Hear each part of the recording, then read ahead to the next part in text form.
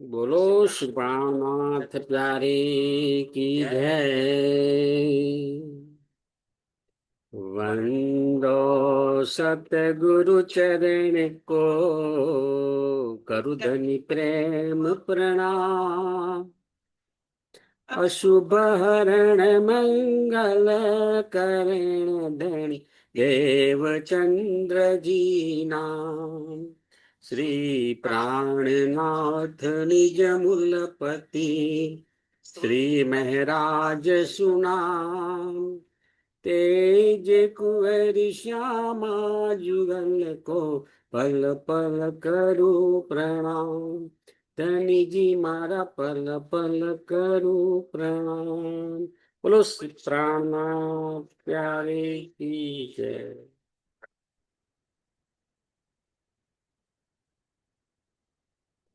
चर्चा प्रारंभ होत है, सुनो साथ चित दई। भजो राज श्यामा श्री प्राणनाथ। सखी जीवनी हमारो,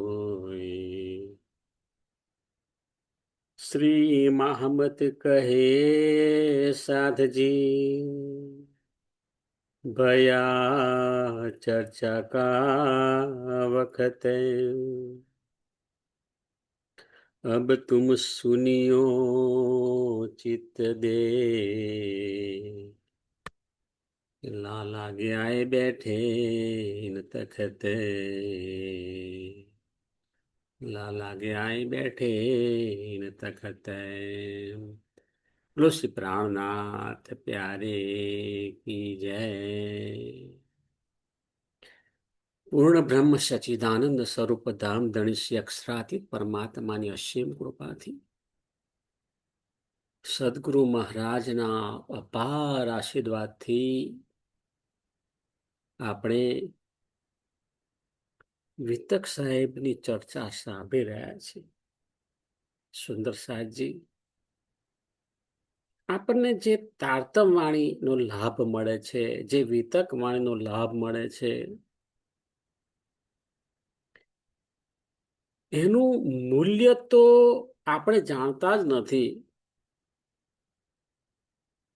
સચ્ચિદાનંદ સ્વરૂપ શ્રી કૃષ્ણ પરમાત્માની કેટલી બધી અપાર કૃપા છે, ત્યારે આપણી અંદર રહેલ આ જીવ તત્વને આવું અખંડ અલભ્ય જ્ઞાન મળી રહ્યું છે કે જે જીવ આ જ્ઞાન નું મનન ચિંતન કરે છે, એ અવશ્ય અખંડ પદનો અધિકારી બની જાય છે.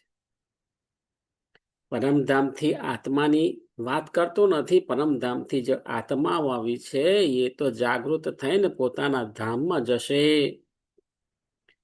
પરંતુ અનંતાનંત જન્મોથી જે જીવો પરિભ્રમણ કરી રહ્યા છે, એમની કોઈ સંભાવના જ નથી અખંડ થવાની. એ બેહદ મંડળની અંદર આ જીવો પણ અખંડ થશે. આમાંના એક આપણે છીએ. કરવાનું છે શું? કઈ નહીં. આ જે તારતમ વાણી છે, વિતક વાણી છે, એને સાંભળવાની છે, સમજવાની છે, એનો આનંદ લેવાનો છે. આપણા સ્વસ્વરૂપને ઓળખવાનું છે. સચ્ચિદાનંદ પરમાત્મા આપણા જે ધામધણી છે, જે પૂર્ણબ્રહ્મ પરમાત્મા છે, એની પહેચાન ખાલી કરવાની છે. એક વાર એની પહેચાન થઈ જાય ને, તો પણ આપણે કહીશું કે આ સંસારની અંદર આપણું તન છે, સંસારની અંદર રહીએ છીએ, પરંતુ સંસારના જે ક્ષણભંગુર સુખ દુઃખ છે એનાથી પરે રહીને બસ આનંદ ઉલ્લાસથી જીવન જીવતા હોઈએ છીએ એ અવસ્થા પ્રાપ્ત કરવાની છે. મની અંદર ખરેખર છે ને આધ્યાત્મિક ઉડ્ડયન કરીએ ને ત્યારબાદ આપણું જે માઇન્ડ સેટ છે ને એ બદલાઈ જવું જોઈએ. બીજા શબ્દોમાં કહીએ કે રૂપાંતરણ થવું જોઈએ. અંગ્રેજીમાં કહીએ ટ્રાન્સફોર્મેશન થવું જોઈએ. એ ટ્રાન્સફોર્મેશન થાય જ એવું આપણી પાસે આ જ્ઞાન છે. અહીંના એક જે વિતકની અંદર ઉદાહરણ છે એ આપણને કઈ ને કઈ બોધ આપતા જાય છે. અગાઉ આપણે જોઈ ગયા કે ઇબ્રાહિમ નામની વ્યક્તિ શ્રીજીના સંપર્કમાં આવે છે. શ્રીજીનું જ્ઞાન સાંભળી અને એને થાય છે કે આવું અમૂલ્ય જ્ઞાન, આ જે જ્ઞાન સાંભળી તો ખરેખર તો ભાવ વિભોર થઈ ગયા હતા. અને સ્વામીજીને તો બધા ધર્મ ગ્રંથો છે એનું સાક્ષી આપીને ચર્ચા કરતા. પરંતુ થાય છે શું કે જે તે કોમ્યુનિટીમાંથી આ ઇબ્રાહિમ આવે છે એ કટ્ટરપંથીઓ ઇબ્રાહિમ નું માઇન્ડ વોશ કરી નાખે છે અને એની અસર અહીંયા આગળ જોવા મળશે. હવે શ્રીજીને સુંદર સાથને કહે છે કે આ તો કુરાન અમારું છે, તમે શા માટે તમારી પાસે રાખ્યું છે, શા માટેની તમે ચર્ચા કરો છો? અમને અમારું જે મેં તમને કિતાબ આપી છે એ મને પાછી આપી દો. અને હવે મારે ટીકા પણ કરવી નથી. ખરેખર તો એને વેતન મળતું હતું અને બહુ જ આનંદથી કામ થતું હતું. અને એની અંદર એના મનની અંદર એવો દજ્જાલ આવી ગયો અને આવી રીતે ગેરવર્તણૂક કરી અને જાય છે અને એની જાણ મોહબ્બત ખાનને થાય છે. હવે એ જે મોહબ્બત ખાન છે એને પકડીને લાવે છે. ઇબ્રાહિમ શ્રીજીના ચરણોમાં પ્રણામ કરે છે, બધા સુંદર સાથના ચરણોમાં પણ પ્રણામ કરે છે. તો અહીંયા કહે છે કે સુંદર સાહજી આવા લોકો જો હોય ને તો લાલદાસજીના જ્ઞાની નહીં, પણ ક્યારેક એવું લાગે છે કે મોહબ્બત ખાનના દંડાની જરૂર પડે છે. દંડો તો આપણે મારવો જ નથી, પણ પરિસ્થિતિ એવી ઊભી થઈ જાય છે કે દંડો માર્યા વગર છૂટકો નથી. પહેલા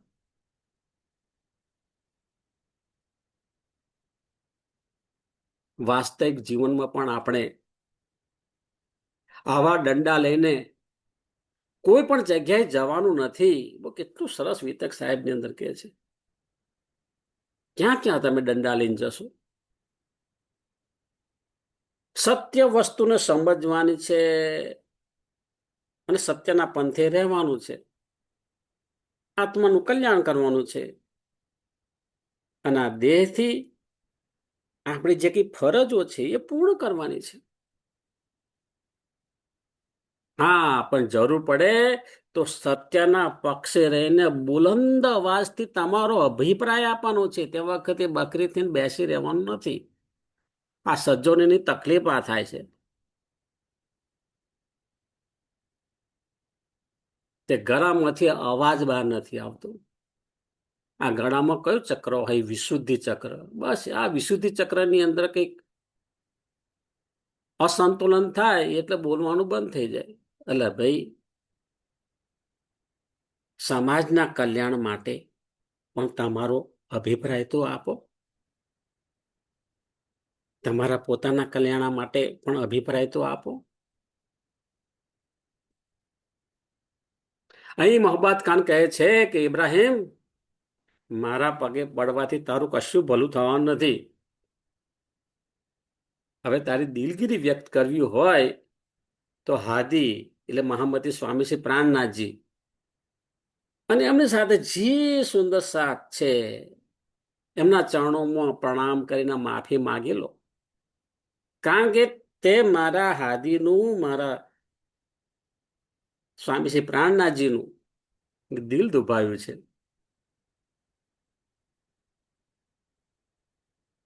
જો હાદી એટલે કે શ્રીજી અને સુંદર સાથ માફ કરશે ને તો જ હું તને માફ કરીશ, ને તો તારે છોડે છોડો તારો નીકળી જશે. હવે ઇબ્રાહિમ દોડતો દોડતો શ્રીજી પાસે જાય છે, શ્રીજીના ચરણોમાં દંડવત પ્રણામ કરે છે.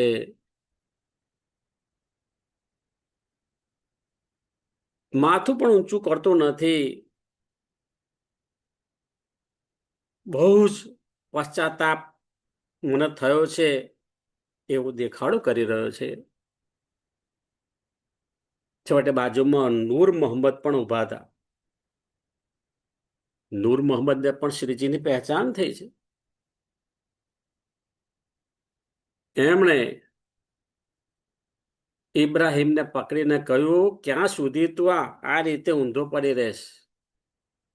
હવે તું ઉભો થા મુર્દાર. મુર્દાર શબ્દ વાપર્યો છે. મરદા જેવો થઈ ગયો છું, ઉભો થા હવે.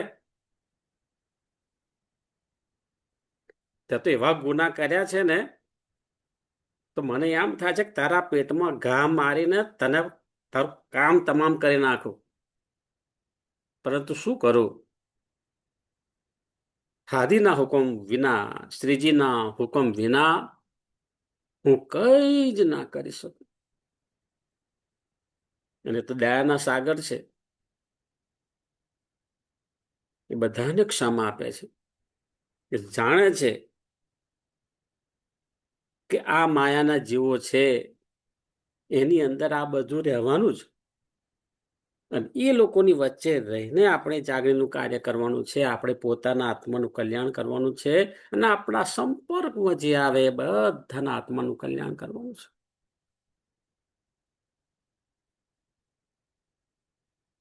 હવે શ્રીજીના ચરણો પકડીને ઇબ્રાહિમ કહે કે હું ક્યારેય હાદીના ચરણ છોડીશ નહીં. ત્યારબાદ ઇબ્રાહિમ જેટલા ત્યાં સુંદર સાથ બેઠા હતા બધાના ચરણોમાં પ્રણામ કરે છે. શ્રીજી અને સુંદર સાથ તો દયાના સાગર છે, ક્ષમા આપી દે છે. સારું ભાઈ, તે ભૂલ થઈ ગઈ, તે પશ્ચાતાપ કર્યો છે. પરંતુ જુઓ, ઇબ્રાહિમના દિલમાં દજ્જાલ છે. અહીં આવા નાટક કરીને છટકી જાય છે. અને જે મુસલમાન સિપાહીઓ હતા ને, કારણ કે ઔરંગઝેબનું શાસન બધે ચાલે છે, અને એમાં જે મુસલમાન સિપાહીઓ હોય એમની પાસે જાય છે અને ચુગલી કરે છે. બહુ જ ખોટી ટેવ હોય આ. ચુગલી કરે છે અને કહે છે કે આ જગ્યાએ એક સાધુ મહાત્મા છે, એમની સાથે પણ કેટલાક સત્સંગીઓ છે, અને એ લોકોએ આપણા કુરાનને એમણે લીધું છે. આપણું કુરાન ગેર મુસ્લિમ, જે મુસલમાનો નથી, એમના હાથમાં આવ્યું છે. એમની પાસેથી જલ્દી લઈ લો. એ વાતની જાણ વાયુ વેગે બધે ફેલાઈ ગઈ. શ્રીજી સુધી વાત આવી ગઈ. રાજા વાજાના વાંદરા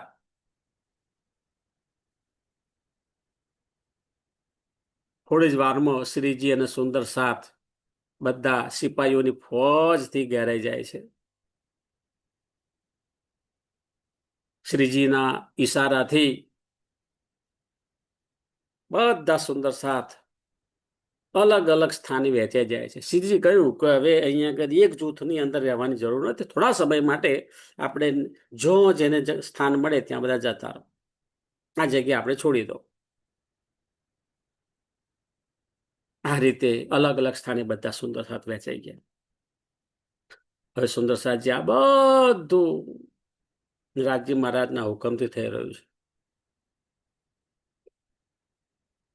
જીવનમાં ક્યારેક સમસ્યાઓ આવે ને, એ સમસ્યાઓ પણ રાજજીના હુકમથી જ આવે છે. કારણ કે એ સમસ્યાઓ આવે, સંઘર્ષ આવે ને, એમાં આપણે વધારે પરિપક્વ બનીએ છીએ. હા, અને એવા પરિપક્વ બનીએ ને, બહુ જ ઈમાનવાર આપણે બનીએ, તો આપણે વધારે પરિપક્વ વાળા બન્યા, વધુ ઈમાન વાળા બન્યા.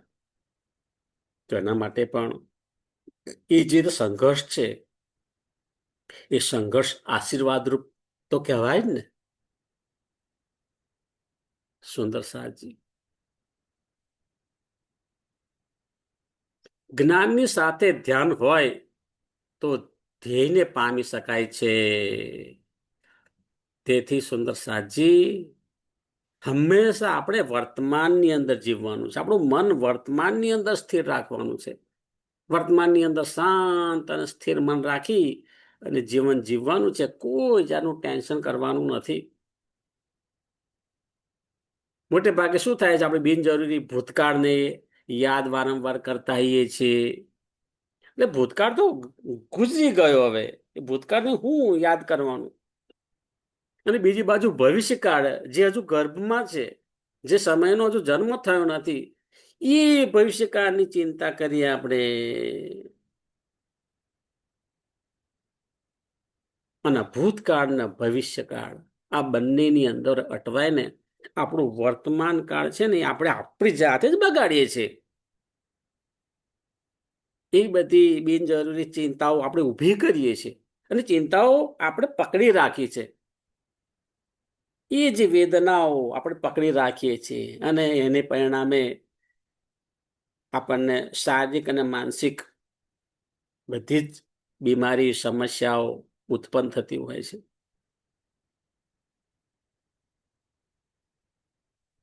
એટલે આ તારતમ વાણી અને વિતક સાહેબ ની વાણીની અંદર આ આપણને બોધી લેવાનું છે કે બધી ચિંતાઓ ધણીજીના ચરણોમાં સમર્પિત કરી દેવાની, અને વર્તમાનની અંદર આનંદ ઉલ્લાસથી જીવવાનું. અને વધુ વધુ આપણો સમય છે, એ સમયનો ઉપયોગ શામાં કરવાનો છે? તારતમ વાણીને સાંભળવાનું, સમજવાનું છે, આત્મસાત કરવાનું. અને જે વિતક સાહેબ છે, એ વિતક સાહેબ ની અંદરથી આપણે બોધ લેવાનો છે. અને જેમ જેમ આ આધ્યાત્મિક માર્ગે જઈશું ને, એમ એમ આપણને પોતાને જ લાગશે એવું કે ભાઈ 6 મહિના પહેલા કેવું હતું, અને આ 6 મહિનાની અંદર આ સતત આ માર્ગે ચાલ્યો તો મને બહુ જ સારું લાગે છે. શરીરની તંદુરસ્તી પણ સારી લાગે છે, મનની અંદર એક સુકૂન લાગે છે. મને મને કોઈના માટે રાગ દ્વેષ થતો નથી. જે મળે એને બહુ જ મીઠા શબ્દથી અને મંદ મંદ હાસ્યથી પ્રણામ કહેવાનું મન થાય છે. હા, છે આધ્યાત્મિક ઉડ્ડયન.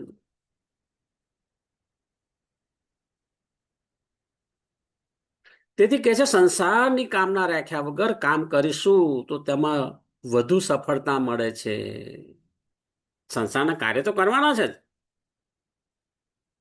પરંતુ એની પાછળ દોડવાનું નથી.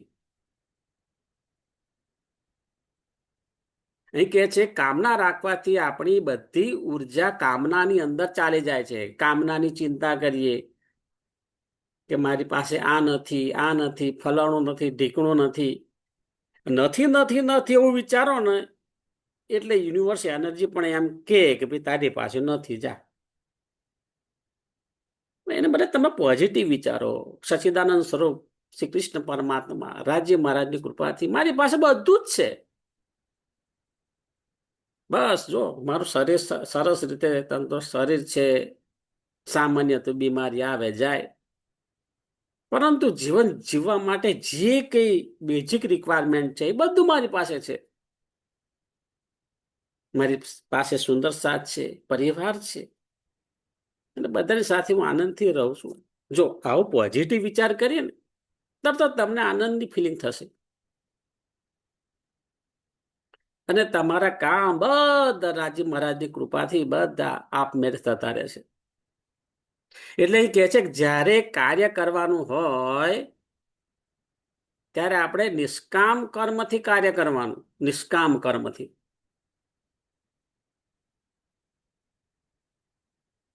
ચિંતા રાખીને, કામનો બોજો રાખીને કામ કરીશું તો કામમાં બરકત આવે નહીં. એટલે ચિંતા રાખવાની નથી.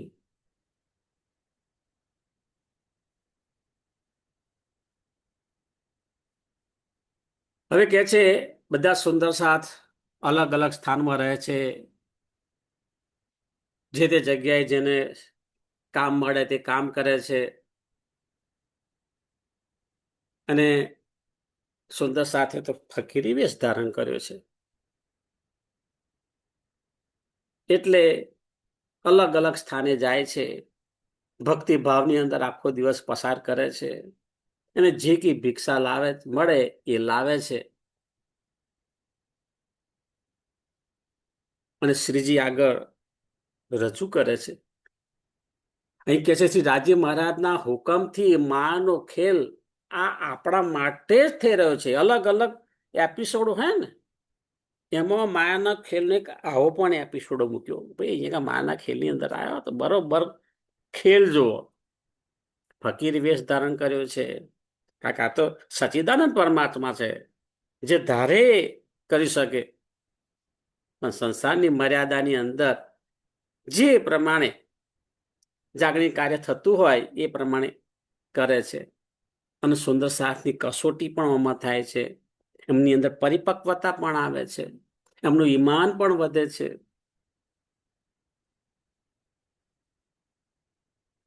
તો શ્રી રાજી મહારાજના હુકમથી માનો ખેલ આપણા માટે થઈ રહ્યો છે. અહીં શ્રીજી દરેક પરિસ્થિતિને સૌભાગ્યમાં ફેરવે છે. બોલો કેટલી સુંદર વાત કરી છે. એટલે પરિસ્થિતિ ગમે તે હોય યાર, એને સૌભાગ્યમાં ફેરવવી આપણા હાથની વાત છે ને. હે આપણા દેશની અંદર પણ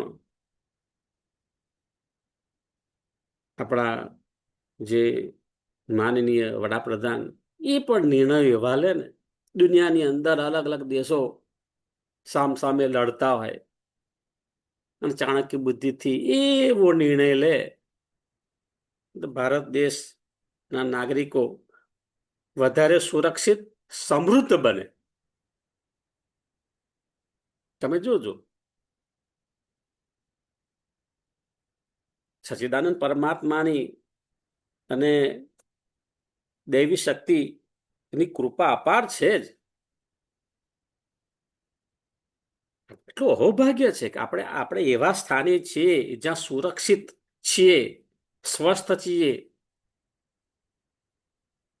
આપણે આપણું જે ધર્મ જે છે એને બહુ સરસ રીતે આનંદ ઉલ્લાસથી પાલન કરી શકીએ. આપણા સચ્ચિદાનંદ પરમાત્માને આપણે ભજી શકીએ છીએ.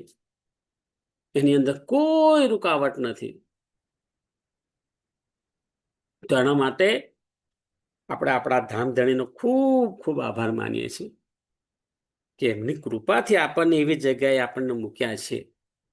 તો જ્ઞાનનો લાભ પણ મળે છે. આ તો જાગણી લીલા છે ને, જાગણી લીલાની ગોપીઓ છે આપણે. તો આ જાગણી લીલાનો આપણે આનંદ લઈ રહ્યા છીએ. અને આ દેશ માટે પણ આવ્યા છીએ તો દેશ માટે પણ જે થાય એ આપણે કરીએ છીએ. શ્રીજી અને સુંદર સાથ મંદસોરમાં પધાર્યા છે. અહીં બધાએ ફકીરી વેશ ધારણ કર્યો છે. સુંદર સાથ ફકીરી વેશમાં આનંદ ઉલ્લાસથી ઘેર ઘેર જઈને ભિક્ષા લાવે છે. અને બધા સાથે મળીને ભોજન કરે છે. આ જાગણી લીલાના બ્રહ્માંડની અનોખી લીલા થઈ રહી છે. અહીં પ્રત્યેક સુંદર સાથના મુખાર બિંદુ પર અલૌકિક તેજ અને જોશની શક્તિની ઝલક જોવા મળે. તમે એક એકના ચહેરા જુઓ ને, આહા, શું તેજ છે, શું સ્પિરિટ છે, શું ઈમાન છે, શું પ્રેમ છે.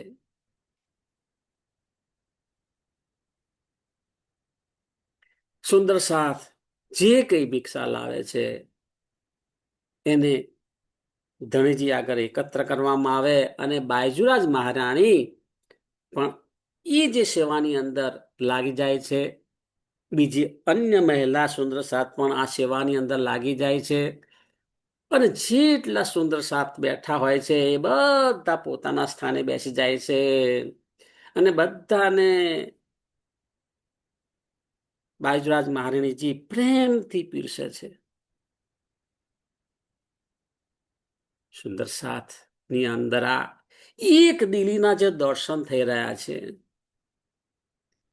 એ જે આનંદ નો ઉમળકો જોવા મળે છે, આનંદ ઉલ્લાસથી આ જે લીલા થઈ રહી છે ને એ ખરેખર એ જે સુંદર સાત કલા ભાગ્યશાળી કહેવાય કે જે ખરેખર એનો સહભાગી બન્યા છે, એનો આનંદ લઈ રહ્યા છે. શ્રીજી પણ જ્યારે આરોગ્ય ને તે વખતે ખૂબ જ પ્રેમ ભાવથી બોલે છે કે આ સ્વાદિષ્ટ ભોજન કોણ લાવ્યું છે, ક્યાંથી લાવ્યું છે, બહુ સરસ છે. ત્યારે બાજુમાં ઉભેલા સુંદર સાત પણ એની અંદર સૂર પુરાવે છે. બાયજુરાજ મહારાણીજી બધા સુંદર સાથને સમાન પ્રેમ ભાવથી આપે છે. સુંદર સાથના આનંદનો પાર નથી. આનંદ આનંદ આનંદ થઈ રહ્યો છે. સુંદર સાજી આ જે આનંદ મેળવી રહ્યા છે ને એ પરમધામમાં નથી. પરમધામમાં આનંદ નહીં મળે. આ તો જાગણી લેવાના બ્રહ્માંડ નો આનંદ છે.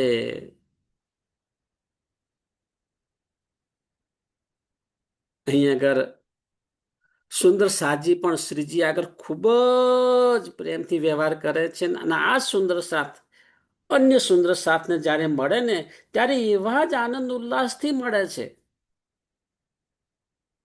આખું જે પ્રેમમય વાતાવરણ, એક દિલનું વાતાવરણ જોવા મળે છે.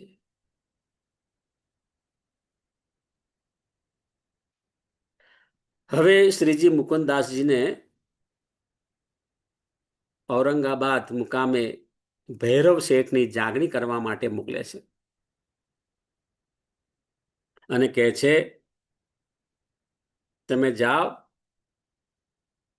ઔરંગાબાદની અંદર ભૈરવ શેઠ સાથે જ્ઞાનની ચર્ચા કરો અને જ્ઞાનની ચર્ચા કરો એમાં જાગૃત થવાના કેટલા લક્ષણો છે એ પણ મને જણાવશો.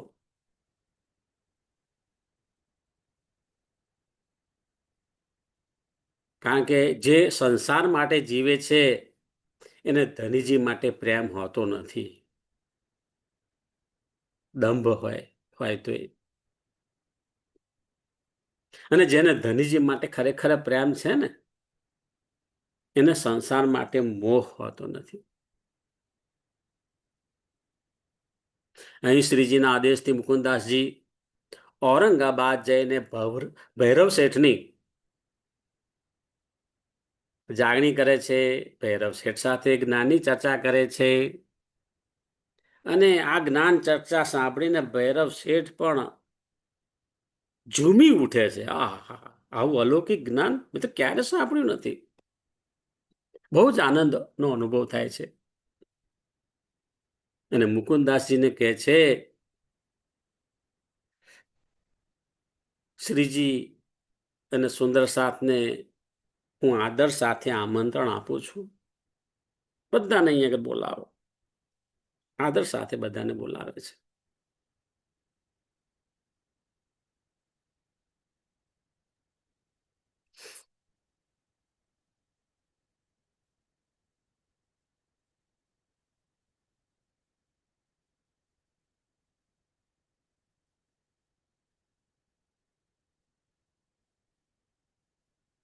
બોલો શ્રી પ્રાણનાથ પ્યારે કી જય.